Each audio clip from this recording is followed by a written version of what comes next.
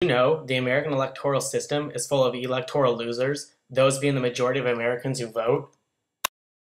Our current voting system of winner takes all has created an unfair election in which candidates or parties with the most votes lose, creating a wasted vote problem because voters who casted votes for the losing candidate aren't represented. Rather, their votes are thrown away. Plurality voting promotes zero-sum politics that discourages new candidates, suppresses new ideas, and encourages negative campaigns. In the past decade alone, American national elections have consistently produced outcomes that were a poor expression of what the public asked for when they voted. In 1968, Nixon was elected with only 43.4% of the vote, and in 1992, Clinton was elected with only 43.01% of the vote, neither candidate having a clear majority to win the election. However, still winning. Since popular voting began in 1828, only 2 candidates were ever elected with margins lower than Clinton's. When voters begin to support more than 2 parties, our election rules may not only fail to produce clear winners, but they may also fail to produce winners supported by most voters. By changing the electoral rules, we can become winners and prevent wasting votes. One new form of voting is called instant runoff voting, otherwise known as IRV. This ballot is different from the one used in traditional plurality elections. It allows the voter to indicate more than one preference in the race. In the first column, the voter fills in the oval next to the candidate he or she would most like to see win. The voter then has the option to fill in one or more of the remaining columns according to his or her preference, with the second most liked candidate marked in column 2, and so on.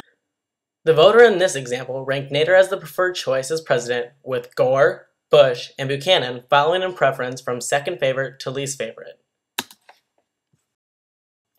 If no candidate gets over 50% in the first round, an instant runoff will take place. The candidates with the least first preference votes will be eliminated. If you gave your first preference to a candidate being eliminated, your second preference is used to specify your vote in the runoff count. This means your vote is not wasted if your preferred candidate is eliminated. It goes on to count in full towards electing the candidate you liked second best.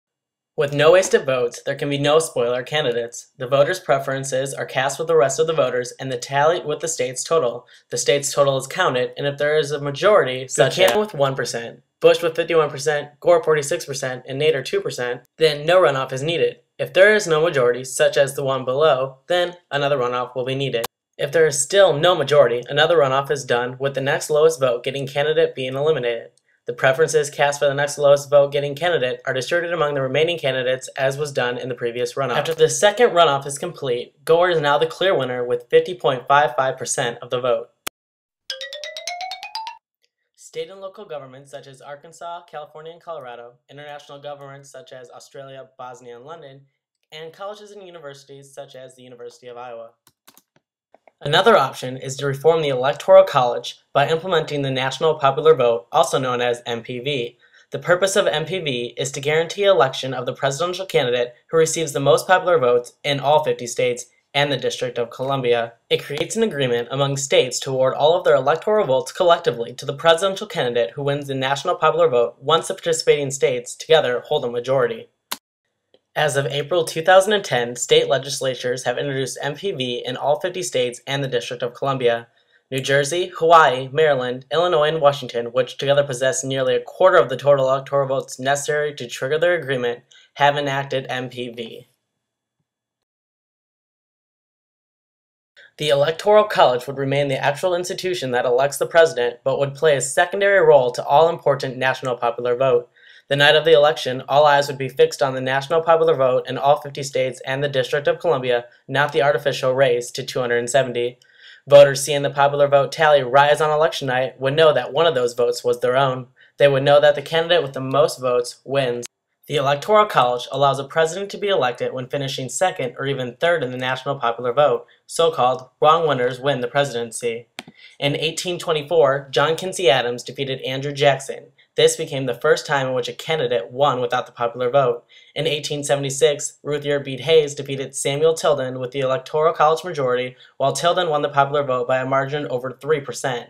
In 1888, Benjamin Harris defeated Grover Cleveland with 233 out of 401 Electoral College votes, while Cleveland won the popular vote by a margin of 0.8%. And finally, in the recent 2000 election, George W. Bush defeated Al Gore with an Electoral College majority of 271 to 266 votes, while Gore won the popular. This land is